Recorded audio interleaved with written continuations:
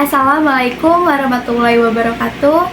Hai semuanya, perkenalkan nama saya Yolanda Mutiara dari kelas manajemen 22C dengan NPM 224110055. Di sini kita akan membahas mengenai sesuatu yang sangat penting dalam dunia penelitian, yaitu model empiris. Mari kita mulai.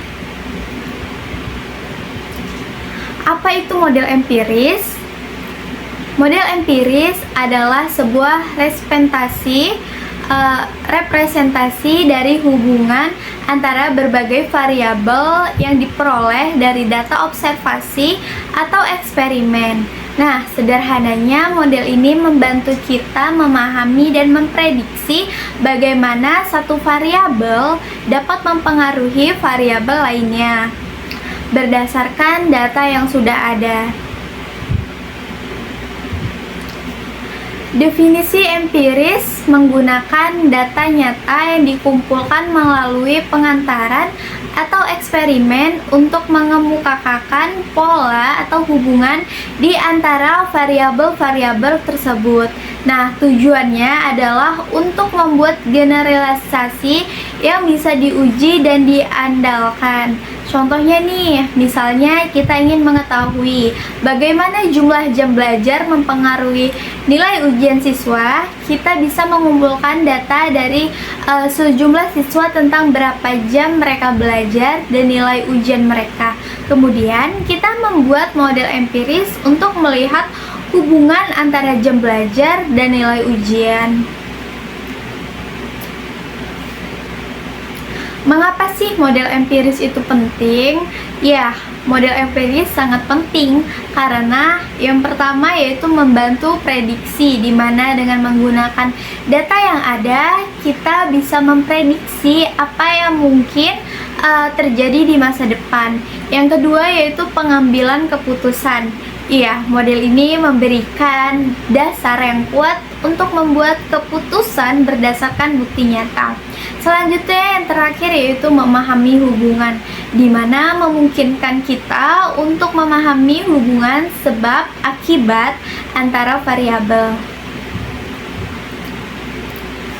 Nah, langkah-langkah membuat model empiris. Yang pertama tentu saja kita harus mengumpulkan data. Nah, data yang dikumpulkan itu yang relevan dengan pertanyaan penelitian kita. Pastikan data tersebut valid dan reliable. Nah, yang kedua yaitu mengidentifikasi variabel. Tentukan variabel independen, variabel yang mempengaruhi variabel dependen, yaitu variabel yang dipengaruhi. Yang selanjutnya yaitu membangun model. Gunakan metode statistik untuk menemukan hubungan antara variabel. Contohnya adalah regresi linear.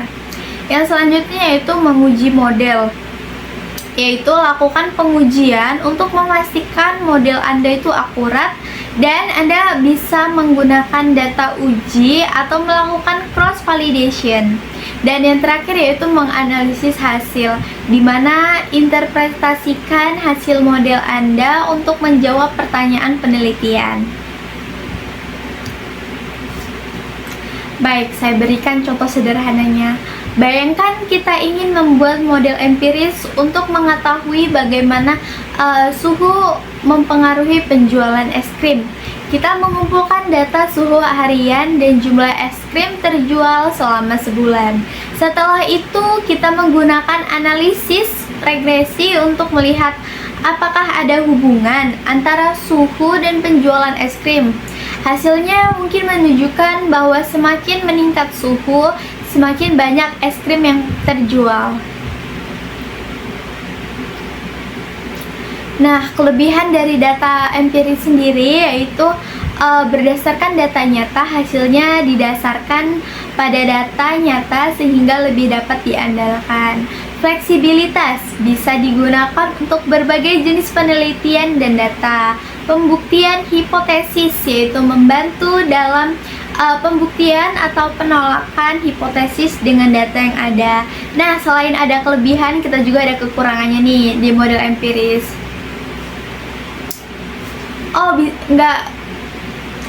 Bisa kita sebut dengan keterbatasan nih. Yang pertama yaitu ketergantungan pada data. Ya, benar. Kualitas model sangat tergantung pada kualitas data yang digunakan. Tidak bisa menyimpulkan sebab akibat karena seringkali hanya menunjukkan korelasi bukan sebab akibat. Bias data. Jika yang digunakan bias, model yang dihasilkan juga akan bias.